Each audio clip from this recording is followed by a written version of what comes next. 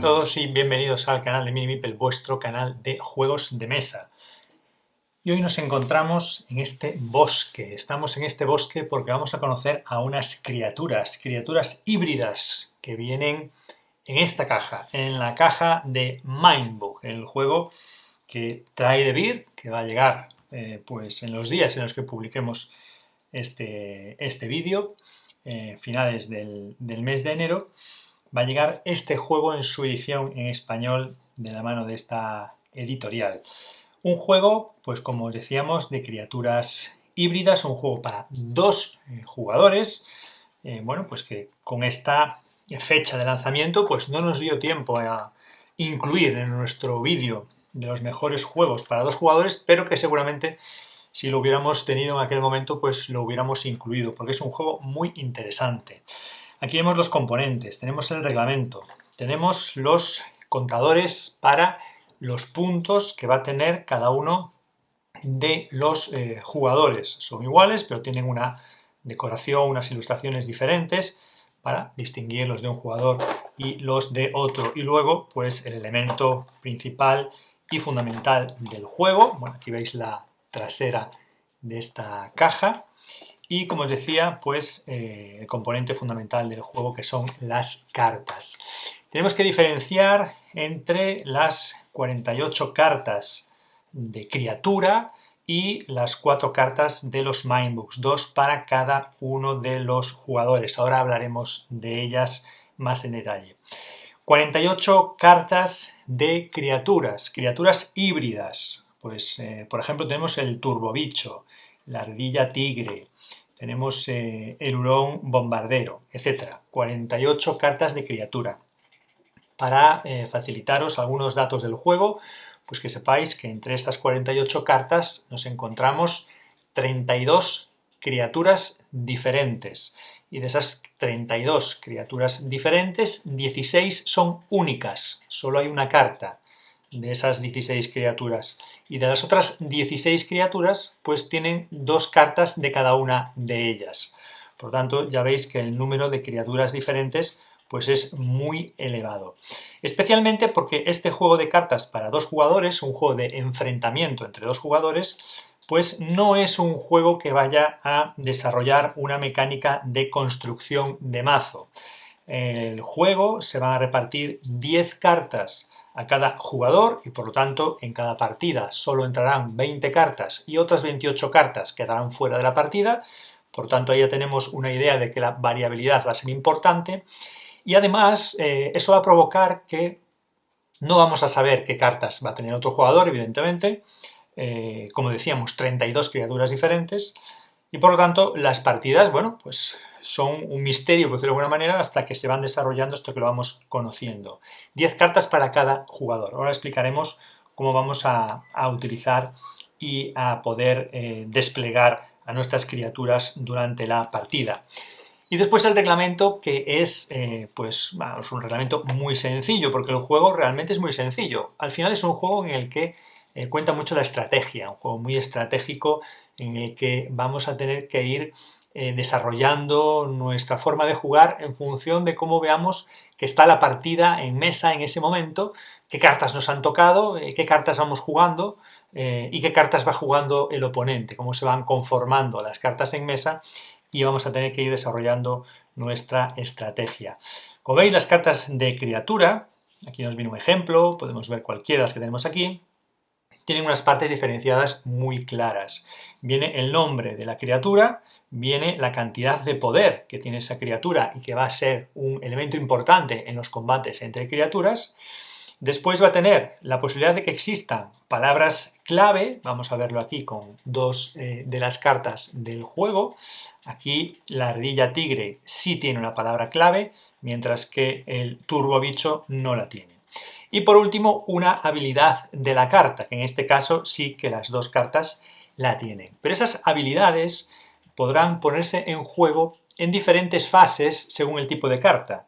Por ejemplo, aquí la habilidad del turbobicho se pone en funcionamiento cuando atacamos con esta carta y la habilidad de la ardilla tigre se pone en funcionamiento simplemente con jugar esa carta. Por lo tanto, incluso las criaturas de este Mindbook son diferentes incluso en la forma en la que utilizan sus habilidades, en el momento en el que las utilizan, y además porque algunas tienen palabras clave y otras no. Luego os explicaremos un poco más en detalle lo que significan esas palabras clave, porque al final son pequeñas formas de variar la regla general y que va a afectar a cómo se enfrentan o cómo actúan las criaturas en la mesa de juego. Por lo demás, el manual pues es muy sencillo y podemos decir que la mitad del manual, si no más, pues lo representan los ejemplos que nos aportan para cada una de las cosas que nos van explicando, que nos van contando. Diría que si no es más de la mitad del manual, pues por ahí andará el contenido del mismo en cuanto a los ejemplos. Y la parte final del manual, que está muy bien, nos aporta un resumen perfecto de lo que son la activación de los efectos de las cartas, de las habilidades de las cartas, y qué significan las palabras clave que pueden tener las cartas, que como veis son 5 palabras clave diferentes, por lo tanto características que van a hacer que cuando las cartas entran en juego pues actúen de una manera distinta entre ellas, aunque haya una regla general que vamos a explicar ahora. Y después el momento en el que pueden tener las habilidades. Pues el hecho de incluir una segunda hoja de la referencia de las reglas para que cada jugador tuviera una, hubiera hecho el juego perfecto. Es el único detalle que hemos echado en falta. Por lo demás, el juego nos ha encantado y ahora os vamos a explicar cómo se puede jugar a este Mindbook. Hemos preparado pues el despliegue general para cada uno de los jugadores. Un jugador tendría esta zona de juego y después, enfrentado a él, pues tendría al otro jugador. Cada jugador recibiría 2 cartas de Mindbook. Ahora veremos el uso que tienen. Recibiría un total de 10 cartas después de barajar el mazo de las criaturas. Recibiría 10 cartas que tendría que barajar y prepararse el mazo de robo. Aunque, recordad, no es un deck building, no es un juego de construcción de mazo. Y por último tendría el marcador de puntos de vida, que partiría con 3 puntos y que durante la partida puede aumentar o disminuir.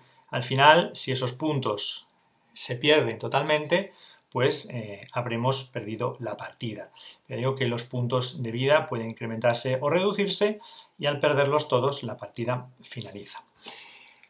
Cada jugador de sus 10 cartas, una vez barajadas, cogerá las 5 primeras cartas y será su mano de 5 cartas. Siempre el jugador tendrá 5 cartas en la mano.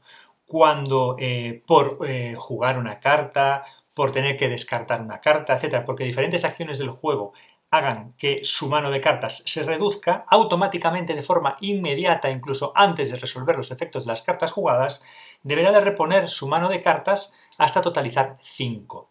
Las cartas se podrán ir descartando y tendremos una zona de descarte de esas cartas junto al mazo, pues iríamos descartando las cartas, bien por efecto de los combates o por otros efectos del juego.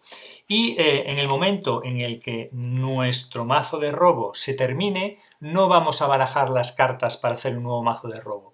Cuando hemos terminado el mazo y tenemos las últimas 5 cartas en la mano, iremos jugando la partida hasta que ya no podamos hacer nada más o hasta que hayamos perdido todos los puntos de vida. Porque, además de, lógicamente, perder la partida por haber perdido los puntos, si en algún momento un jugador, por el desarrollo de la partida y el uso de las cartas, no puede jugar una carta o no puede atacar, en ese momento también habría perdido la partida, aunque no suele ser lo más habitual.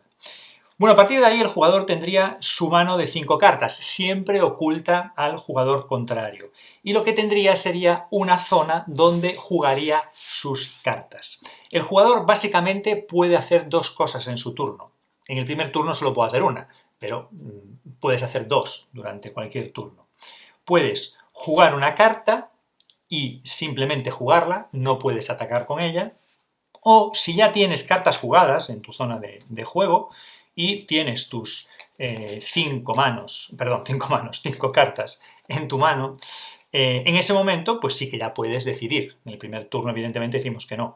Y tienes esas 2 opciones. O bien juegas una carta de tu mano, o bien atacas con una carta de las que ya tienes en tu zona de juego, que no tienes límite de cartas en tu zona de juego, sí en tu mano, que serían 5. Para indicar que atacas con una carta, pues simplemente la adelantas un poco hacia la zona del oponente, indicas que quieres atacar con esa carta.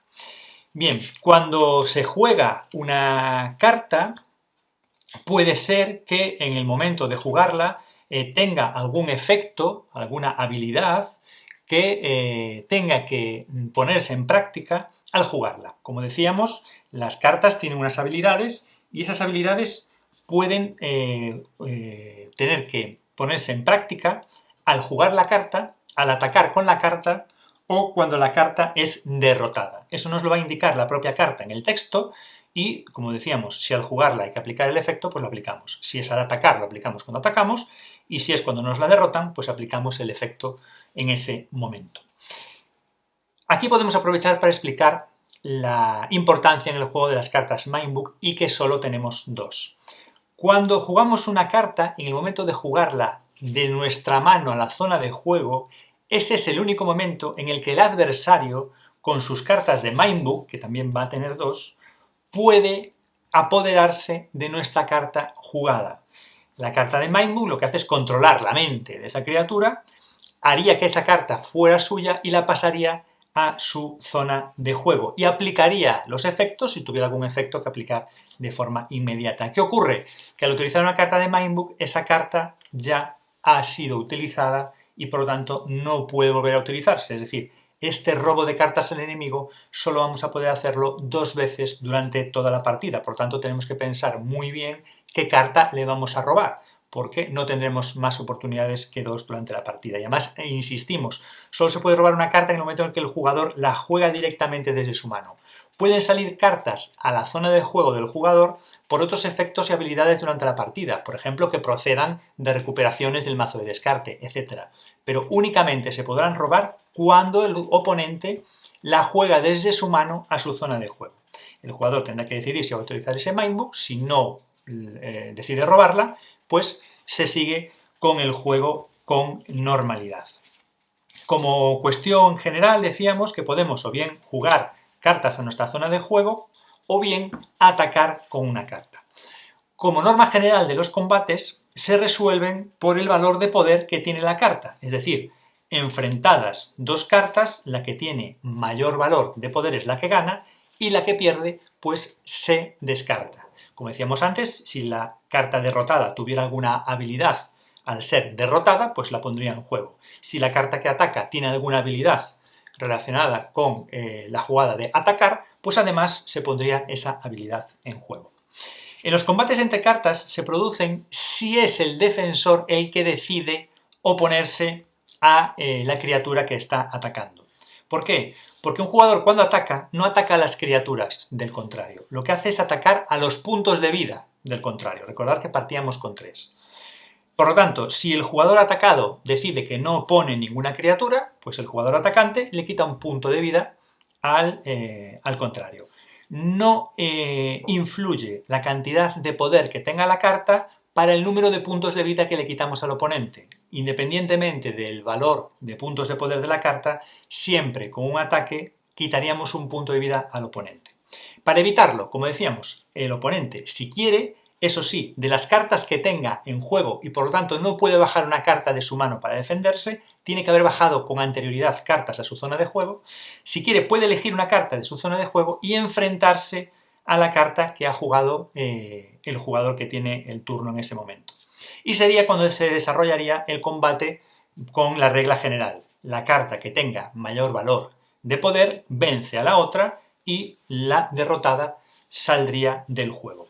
Por el contrario, si la carta que ataca y la que bloquea tienen el mismo valor en puntos de poder, las dos cartas se descartarían del juego. Y esta sería la norma general del combate. ¿Qué ocurre?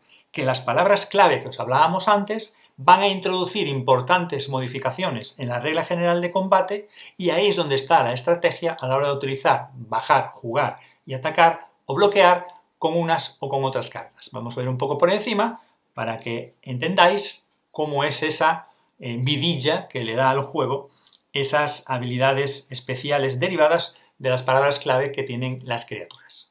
Y antes de explicar las palabras clave que tienen las cartas, que por cierto son 5 palabras clave diferentes y que las cartas pueden tener ninguna palabra clave, una o más de una, pues simplemente mencionar por encima, para que entendáis qué implican las habilidades que tienen las cartas en general, más allá de las palabras clave, las habilidades que se ponen en marcha al jugar, al atacar o al ser derrotada una carta. Esas habilidades nos van a permitir pues ganar puntos de vida, hacer que el contrario pierda puntos de vida, nos va a permitir robar cartas al oponente, nos va a permitir incrementar el valor de poder de nuestras cartas, nos va a hacer que obliguemos al oponente a descartar cartas de su mano, etc. Es decir, habilidades que van a influir en el desarrollo normal también de la partida.